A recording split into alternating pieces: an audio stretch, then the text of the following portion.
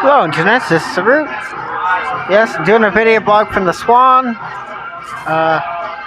Big Pub, or whatever.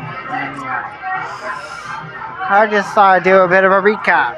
I had a bit of this technological disaster, if you might say. I had to do a clean install of Windows 10. Yes, a fucking disaster. Originally, I clean installed it from version 6.4.2, the original version first released. Believe it or not, that's what it was. And then I had to go through the process of Windows updates. Yes, that takes a lengthy amount of time. In between, before trying to recover shit, and trying to recover my Windows installation, I had to use WinPE. Problem is, that kept issuing a blue screen of death.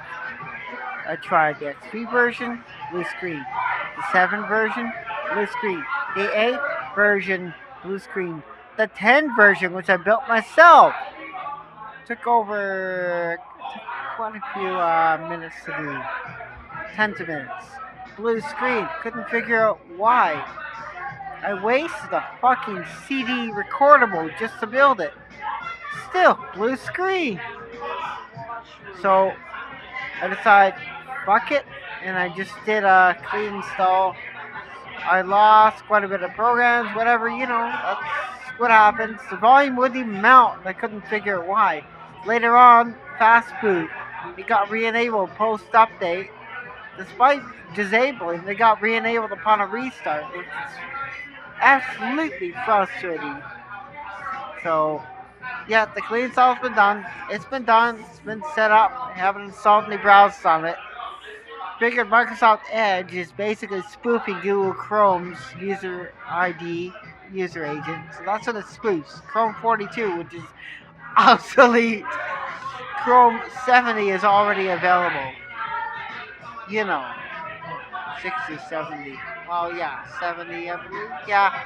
Or maybe I'm far ahead, I don't know. Or 60, But literally, it spoofs an obsolete version of Google Chrome, which basically, how do I put it, gives some websites letting people know that it's obsolete. Gosh, my nose is so cold, I don't know why. But whatever. It's the websites I visited on Microsoft Edge basically saying it's obsolete, so that's weird.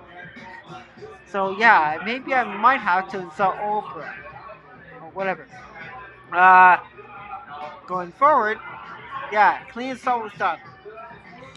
I haven't touched it since. I haven't installed Sony Vegas, which I gotta re-download, re-authenticate, and all that. Oh, I hate using Windows programs. Believe you me, I hate it.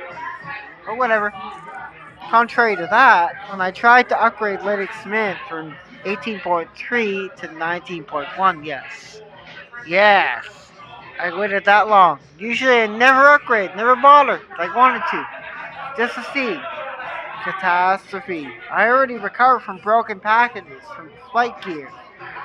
If you ever use that program, sometimes during an update, it will break the entire packet system. You recover, then you get the repeating no fucking error that keeps repeating over and over and over and over and over and over again. And that fucks it up. That further caused the problem when during the upgrade a major break happened and nothing could be installed. Nothing. I mean nothing. I tried. I went through all the possible steps.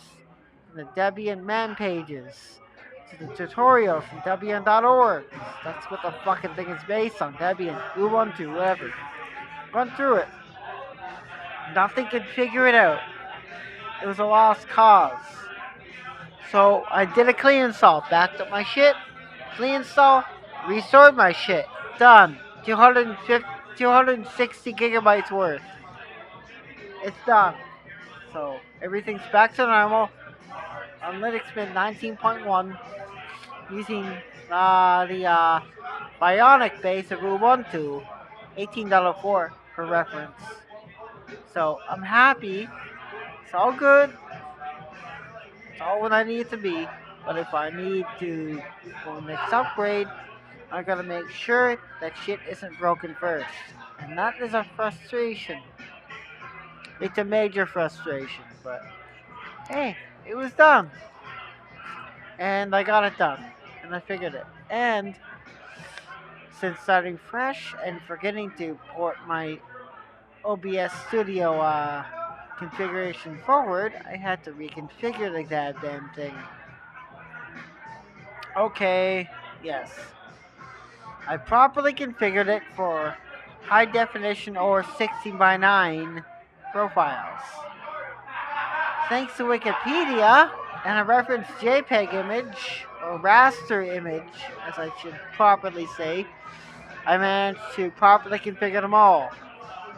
The only problem is drastic frame rate reductions, because my graphics card cannot handle anything higher than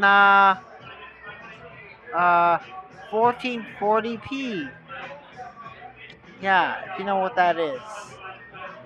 So I'll probably end up having to get a newer graphics card in order for those to display the full frame rates. But despite that, the processor might struggle to encode the video shortly after upon doing capture. Let's just say I did a 10-minute video podcast in video form.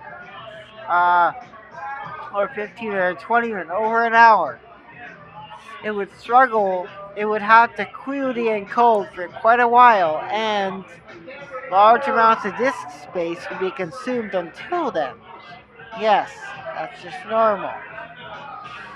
So by the time I hit stop recording, stop streaming, it would already stopped. But it would take a while for it to, encode.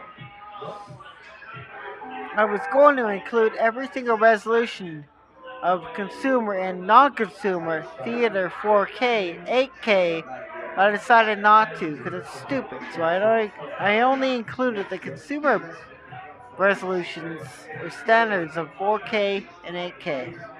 Besides the widescreen below, in between 720 and 1080p. Frustratingly, it's all been configured and done with OBS Studio.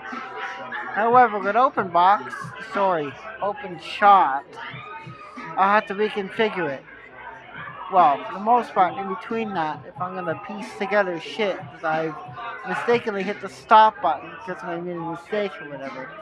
Kdenlive already includes most of those settings, so it's not a concern. I just have to import my screen resolution as a separate profile. OpenBox, yes, screen resolution, separate profile.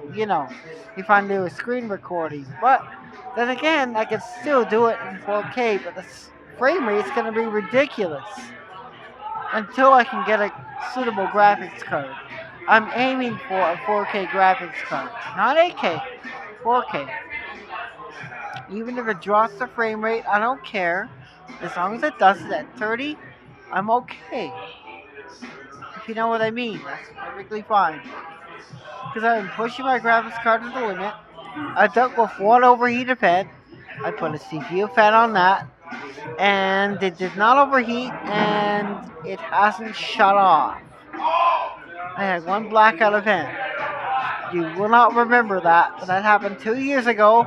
And my graphics card blacked out and I couldn't do nothing. So I pressed Control F6, Control Delete, and rebooted the machine. Graphics card was okay. Actually, I had to blindly log in. I had no display. I had to initiate the shutdown blindly, and I did it. The machine shut off, and I waited an hour. Turned it on, it was fine. So I might need a new graphics card just for that. And I might give my current graphics card, well, it won't fit in the second machine I have. I gotta get a slim product for that one. I might give it to somebody who could use it.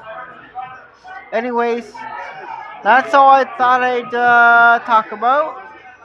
And for forward I'm looking, I am looking to get a standard microphone. Yes.